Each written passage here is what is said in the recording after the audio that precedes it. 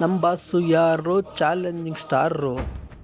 ಹುಟ್ಟುಹಬ್ಬದ ಆರ್ಥಿಕ ಶುಭಾಶಯಗಳು ನಮ್ಮ ಡಿ ಬಾಸ್ ದರ್ಶನ್ ಅವರಿಗೆ. ಆ ಚಾಮುಂಡೇಶ್ವರಿ ತಾಯಿ ಆದಷ್ಟು ಬೇಗ ಒಳ್ಳೇದು ಮಾಡಲಿ ಅಂತ ಕೇಳ್ತಾ, ವೀಕ್ಷಕರೇ, ಇವತ್ತು ಡಿ ಬಾಸ್ ದರ್ಶನ್ ಅವರು ಕೋರ್ಟಿಗೆ ಬರ್ತಾರೆ. ಬರ್ತಡೇ ಪ್ರಯುಕ್ತ ದರ್ಶನ್ ಅವರ ದರ್ಶನ ಮಾಡೋಣ ಅಂತ ಅಂದ್ಕೊಂಡೆ.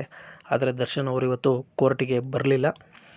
ಕಾರಣ, ದರ್ಶನ್ ಅವರು ಇವತ್ತು ಸಹ ವಿಡಿಯೋ ಕಾನ್ಫರೆನ್ಸ್ ಮುಖಾಂತರನೇ ದರ್ಶನ್ ಅವ್ರನ್ನ ವಿಚಾರಣೆಗೆ ಒಳಪಡಿಸಿದರು. ಯಾಕಪ್ಪ ಪ್ರತಿ ಸಲ ವಿಡಿಯೋ ಕಾನ್ಫರೆನ್ಸಿಗೆ ಇದೇ ಥರ ಮಾಡ್ತಾರೆ ಈ ಪಾಪಿಗಳು?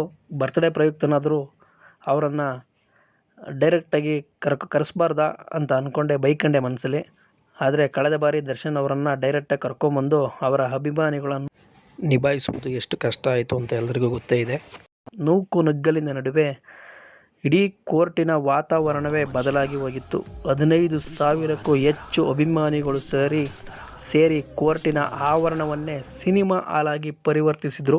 ಅದನ್ನು ತಾವೆಲ್ಲರೂ ನೋಡಿದ್ರಿ. ಹಾಗಾಗಿ ಮತ್ತೊಮ್ಮೆ ಆ ತಪ್ಪನ್ನು ಮಾಡಿಕೊಳ್ಳೋದು ಬೇಡ. ಅವರ ಅಭಿಮಾನಿಗಳನ್ನು ಒಂದೆಡೆ ಸೇರಿಸುವಂತಹ ಪ್ರಯತ್ನ ಪೊಲೀಸ್ನರ ಕೈಲಿ ಆಗಲ್ಲ ಅನ್ನೋ ಕಾರಣಕ್ಕೆ ಈ ನಿರ್ಧಾರವನ್ನು ಮಾಡಿದ್ದಾರೆ ಎನ್ನುವ ಮಾಹಿತಿ ಸಿಕ್ತು.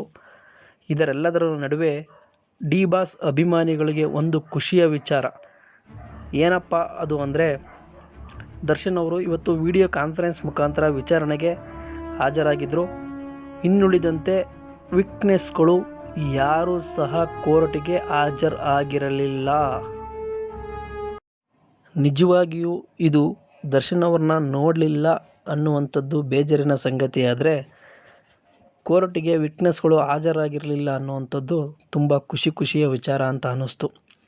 ಇದೇ ರೀತಿ 2-3 ಬಾರಿ ಯಾರೂ ಸಹ ಕೋರ್ಟಿಗೆ ಹಾಜರಾಗಲಿಲ್ಲ ಅಂದರೆ ದರ್ಶನ್ ಅವರಿಗೆ ಅತಿ ಶೀಘ್ರದಲ್ಲಿ ಜಾಮೀನು ಸಿಗುವ ಸಾಧ್ಯತೆ ಹೆಚ್ಚಿದೆ. ಅಭಿಮಾನಿಗಳು ದರ್ಶನ್ ಅವರನ್ನು ದರ್ಶನ ಮಾಡಬಹುದು.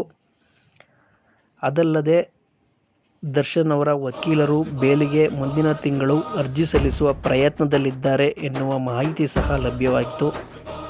ಆದಷ್ಟು ಬೇಗ ದರ್ಶನ್ ಅವರು ಬಿಡುಗಡೆಯಾಗಲಿ. ದರ್ಶನ್ ಅವರ ಬರ್ತ್ಡೇಗೆ ಒಂದು ಸಾಂಗನ್ನು ಮಾಡಿದ್ದೇನೆ, ಡಿಸ್ಕ್ರಿಪ್ಷನಲ್ಲಿ ಲಿಂಕ್ ಇದೆ, ದಯಮಾಡಿ ಸಾಂಗ್ ನೋಡಿ. ಈ ಮಾಹಿತಿ ಇಷ್ಟ ಆದರೆ ನಮ್ಮ ಯೂಟ್ಯೂಬ್ ಚಾನಲನ್ನು ಸಬ್ಸ್ಕ್ರೈಬ್ ಮಾಡಿಕೊಂಡು ಸಪೋರ್ಟ್ ಮಾಡೋದನ್ನು ಮರೆಯಬೇಡಿ. ಬಂದೇ ಬರ್ತಾರೆ ನಮ್ಮ ಡಿ ಬಾಸ್. ಜೈ ಡಿ ಬಾಸ್. ಅವನ ಹಿಂದೆ ಇರೋದು ನಾವು ಅಲ್ಲ.